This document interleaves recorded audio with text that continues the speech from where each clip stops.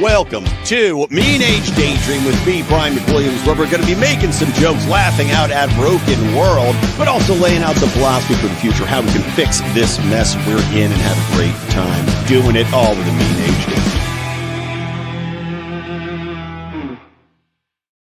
What's up, Buttercups? Welcome to Mean Age Daydream. I am your host, your sick host, Brian McWilliams. I've been battling a really crappy cold all week.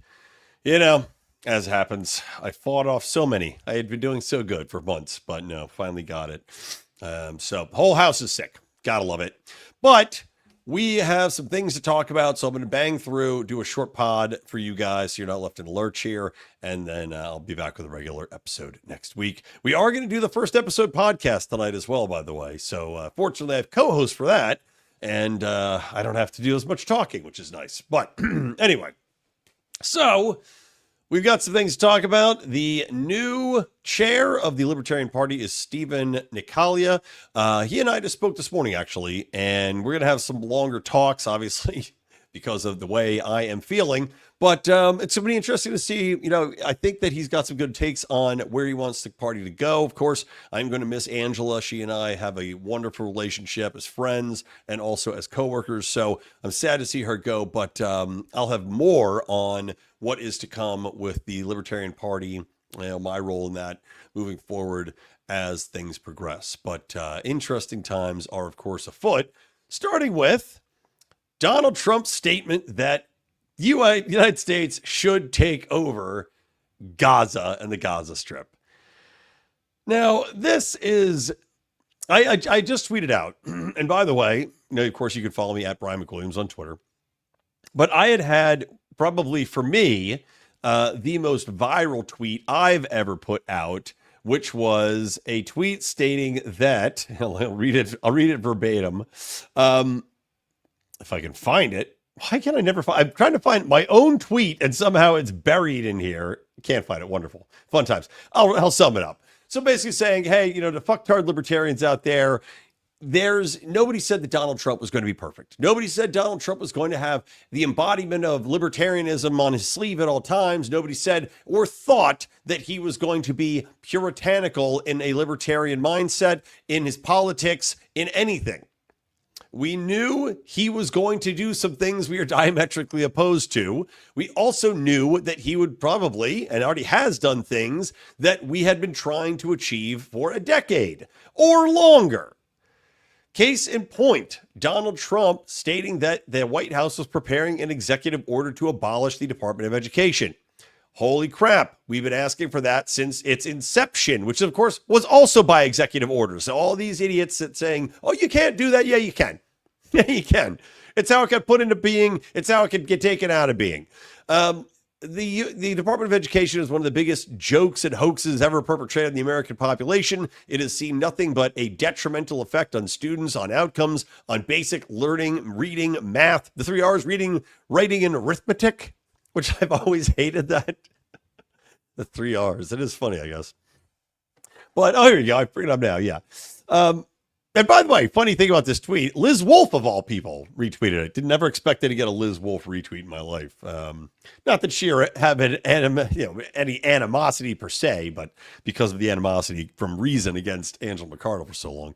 But that being said, you have this wonderful, decades in the making, you know, beating the drum about how horrible the Department of Education is, and how much of a waste of money it is, and how much of a waste of outcomes it is. And it's the perfect example of government in that it's this thing that people hold up as a universal good, especially the very powerful teachers unions and all the people that leech off of that, not just in the teachers union, but all the bureaucracy, which of course, if you look across the board, most of the money spent on education in America is on bureaucrats, not even on teachers nor students. It is on the middlemen, because of course, when you've got money and you've got power, well, what's going to make your life easier? Oh, that's right, putting people between you and the end result. And of course, the entire movement for DEI and all that horse shit put a lot of people in the mix there too, which really didn't need to be, and were probably detrimental themselves to the entire student educational experience.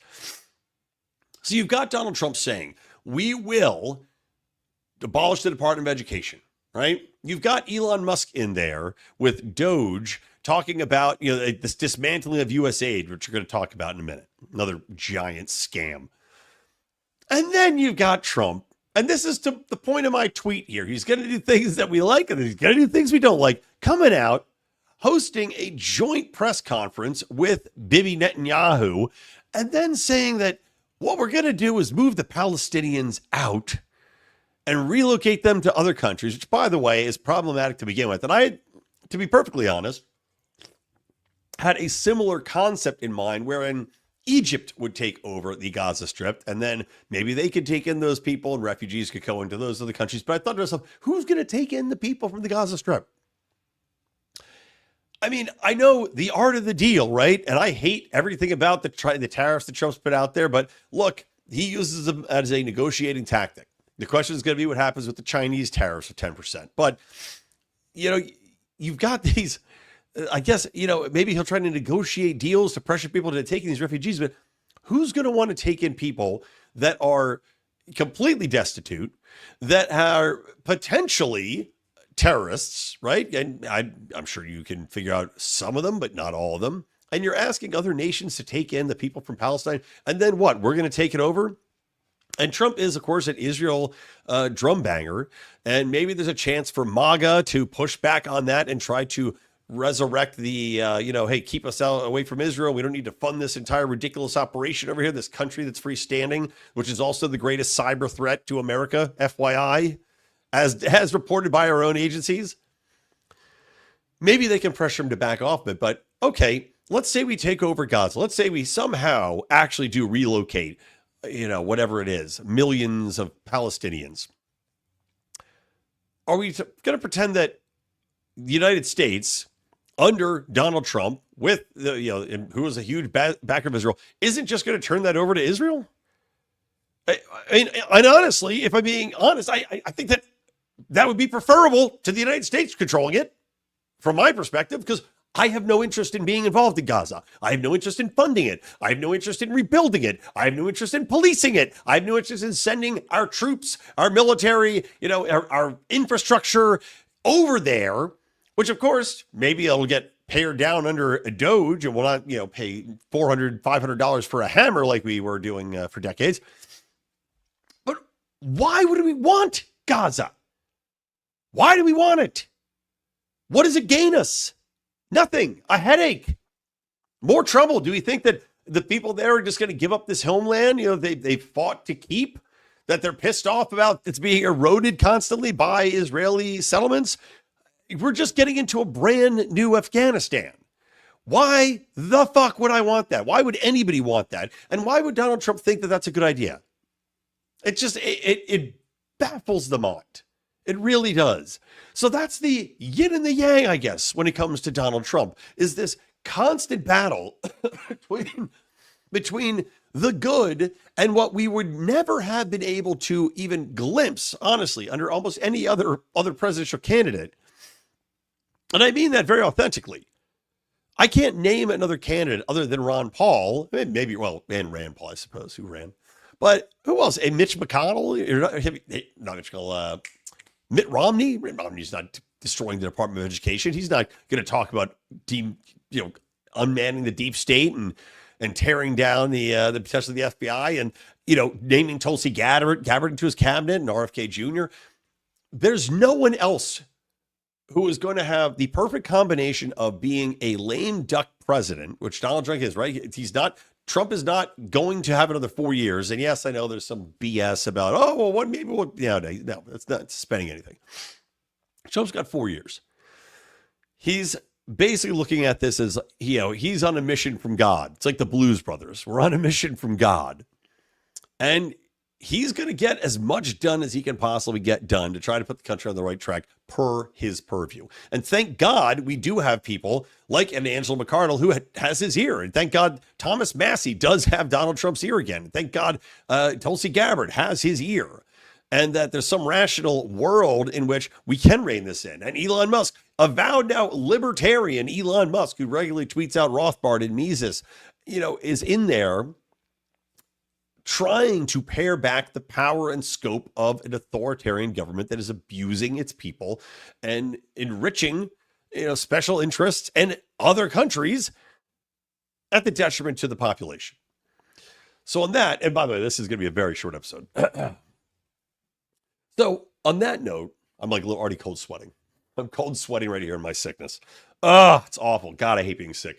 Used to love it as a kid. Can't stand it now. USAID.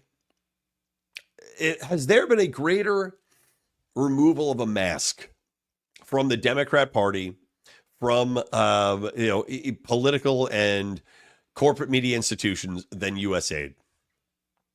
This organization, this sprawling org, which Ron Paul himself, nailed it, labeled it as essentially a slush fund for regime change, right? Because what happens here, and it was funny, you even said like there was like a president in the Congo, one of the nations of the Congo, or the president of Congo. I don't know, can't remember.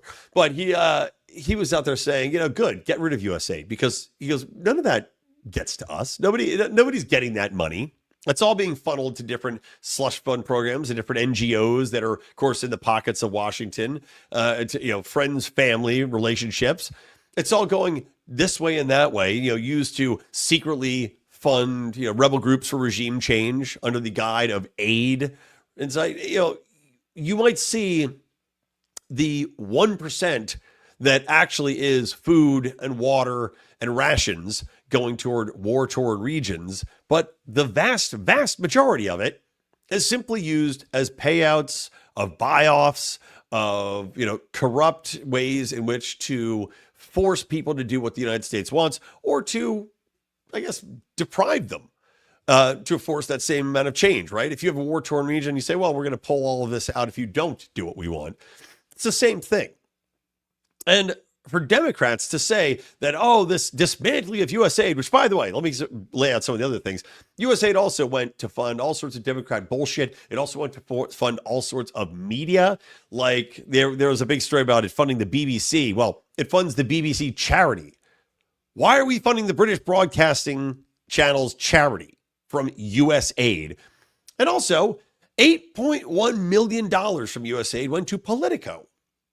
Isn't that interesting? Politico.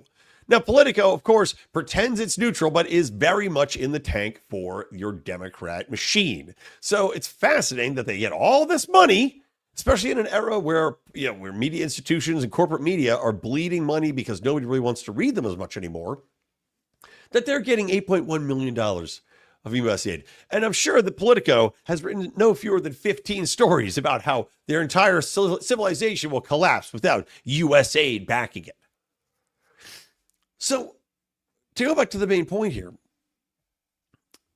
the systematic way in which a Donald Trump is going about removal, and he's brought back, by the way, the rule about regulations. If you want to put a new regulation in place, you have to remove something like 10 previous regulations. Thank God for that. The way he's going through and methodically looking at the systems in place that are propping up this entire scam economy that the United States is built on around Washington and around cronyism. And that's the biggest thing that is hampering our country is crony capitalism, not capitalism, crony capitalism. Because crony capitalism allows people that are within the Washington circles to get rich, to get money faster, to regulate their opponents out of business, to, Nancy Pelosi style, get ahead of curves in the marketplace and sell stock off. By the way, probably Nancy didn't get a chance to sell off her stocks before the China tariffs were announced. It's pretty funny. But at the end of the day, the yin and yang of Donald Trump is pretty incredible. Well, now it's another article saying Politico got paid $34.3 million. I only saw $8 million. Jesus.